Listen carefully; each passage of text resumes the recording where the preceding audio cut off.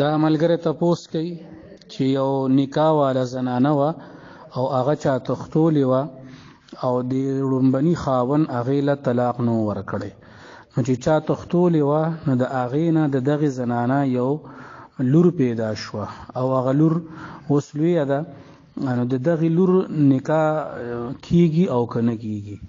دی دا تپوس کوي چې د دغې لور رشته راغلی ده، نو څه خلق وایي چې د دې نکاح نه کیږي ځکه چې دا د زنانه پیدا ده، ناجایزه پیدا ده، نو د دې نکاح وایي نه کیږي. دی د دې باره کې معلومات کوي. نو جواب دا دی که چېرې دغه کار مور چې کوم کار کړی دی که په رضامندۍ باندې وي نو بیا خو دا ډېر لوی ګناه دی او د دې په ګناه کېدو کې هیڅ قسمه شک او شبه نشته.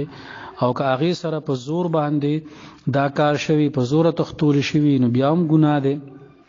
چې چا دا کار کړی دی تختولې ده نو هغه د ډېر لوی ګناه مرتکب دی. او که د دغې زنانه د ماشومه جنۍ پیدا شوي وي نو په دې کې د جنۍ څه قصور نشته، اگر چې دغه جنۍ ته ولد الزنا ویل کېږي، خو لیکن د دغې جنۍ نکاح دا جایز ده. که څوک دې سره نکاح کول غواړي نو په د هغې په نکاح کې حرج نشته. د مور او پلار د دغې ناکاره کار په وجه باندې د دغې جنۍ نکاح چا سره نه حرامېږي، د دې جنۍ نکاح جایز ده. جی